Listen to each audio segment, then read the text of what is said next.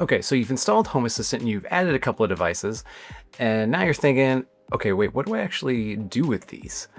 So without automations, Home Assistant is basically like a fancy remote control. And so by the end of this video, you'll learn the 3-step formula on how automations work in Home Assistant, and you'll be able to build your own automation using your smart home devices. Okay, so in Home Assistant, you'll go over here to settings, and then you'll go to automations, and then you'll create an automation, and you'll create a new one. And so when you create an automation, you'll see these 3 sections. You will see what is the trigger and the condition and the action. Every trigger asks one question: what just happened right now? Like this very moment, what just happened? This is the first part of our formula. Did someone like press on a light switch, or did the sun set, or did the AC turn on, or did movie night start? Did something happen that we should be aware of? And so that's what the trigger is over here at the top. So let's take a common scenario.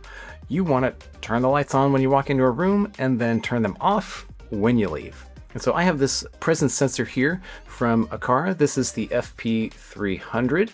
And so when someone walks in front of this sensor, it will trigger and we will be able to then do something with that. I've already added it to Home Assistant using Zigbee. If you're interested in a tutorial on how to do that, I'll link mine in the description for you to check out after this one. We can add that to our automation here by going to trigger, and then we'll see a bunch of different options here. Now, if this is your first time, it might look kind of scary because there are a bunch of different things that you can trigger on in your automations. You can do it by room, or by the time of day, or the sun, or what a device is. There's a bunch of different ones. Don't try to memorize all these. That would be insane. Don't do that. But there are a few that most people use more than others. And so for this one, we're gonna actually search for the device trigger. So go ahead and click that one. And then we're gonna select our device. And so we wanna search for guest bathroom motion right here. We're gonna click that one. And so the trigger we're gonna choose in this box is what Home Assistant is gonna listen for. And so we can search all the different options for this specific device. Every device is different, but they have some similarities sometimes between them. And so we want to search for occupancy for this one. So we're going to click that one. Basically, for this sensor, if it detects someone walking in front of it, it will then send this message to Home Assistant that says, hey, someone is here. And so Home Assistant will listen for that and then do something. And so we can actually go ahead and click save right here. We can name it turn on guest bathroom. Oops, I guess I can't even spell. Guest bathroom lights. Now, if you were to click this and save this, and you went and walked in front of your sensor, you'd notice nothing happened. Even though the automation was triggered, like we saw here in the automation editor, nothing actually happened because we haven't actually told Home Assistant, what to do when someone walks in front of them presence sensor.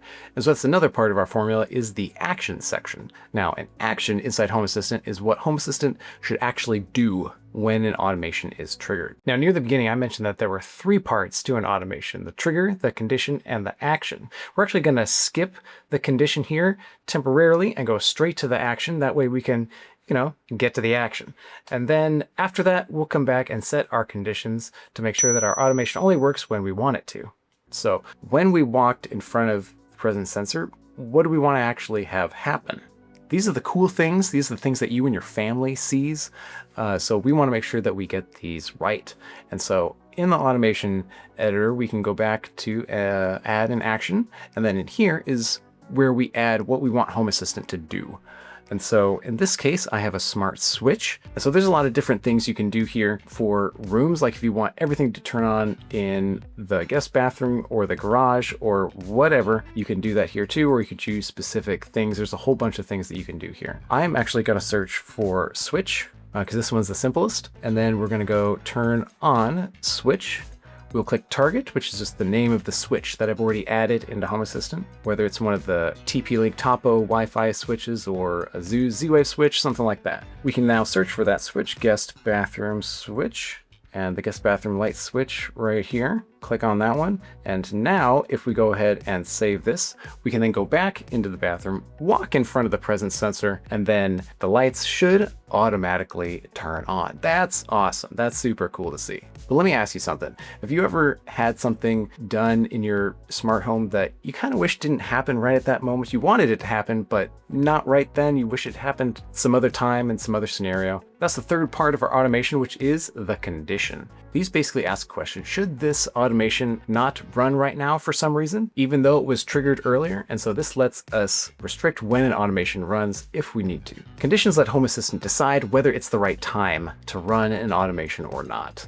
And so we can go into this section, and we only want it to run, let's say, when the sun has set. We don't want it to run in the daytime because the sun is already shining and it's already bright in there. But at night, the sun is down, so it's dark. And so we want to turn it on only at night. So in here, we can search for the sun, and then we can add this condition if the sun is set, and then we can go ahead and click save.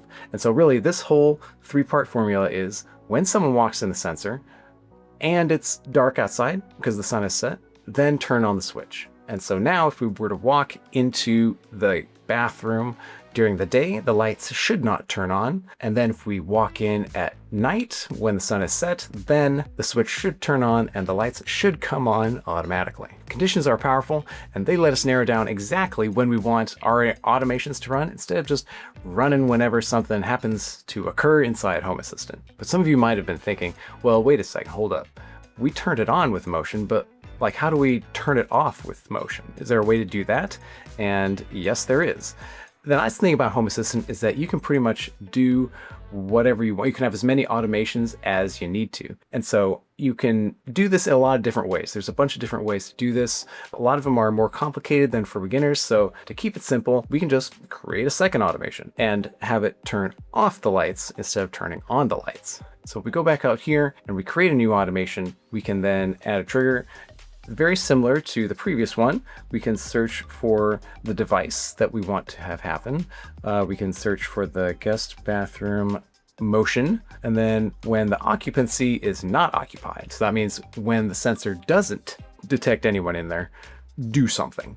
And so in this case, when someone has left and the sensor hasn't detected anyone anymore, then we can go down to action. We can search for the same thing. We can search for switch, but instead we want to turn off the switch instead of turn it on. Again, there's a lot of different ways in Home Assistant that you can do this type of stuff. Some of them are a little more advanced. There's if-then statements or choose statements, which is one of my favorites. But there's a bunch of different ways that you can skin this cat, right? And so this one's a simple way for beginners to get started. And then after you save it, then you can walk into the bathroom. The lights will turn on when it's dark, when the sun is set. Then when you leave, the lights will turn off because this automation will run when no one is detected. And so this three-part formula, the trigger, the condition, and the action, are basically the foundation of everything that you'll do inside Home Assistant. Hopefully automations make a lot more sense now than when you first started. And I want to challenge you. Build an automation. If you're just getting started, build an automation tonight, like right now. And once you do that, drop me a comment and let me know, and then I'll be there to cheer you on. Now, the presence sensor that I used, the FP300, I actually compared it to a very similar presence sensor to see which one is better for you in your place. That one's linked right here, so be sure to check that one out. And this whole Home Assistant Beginner series is going to keep on building. I'll link the full playlist in the description for you to continue on your Home Assistant journey.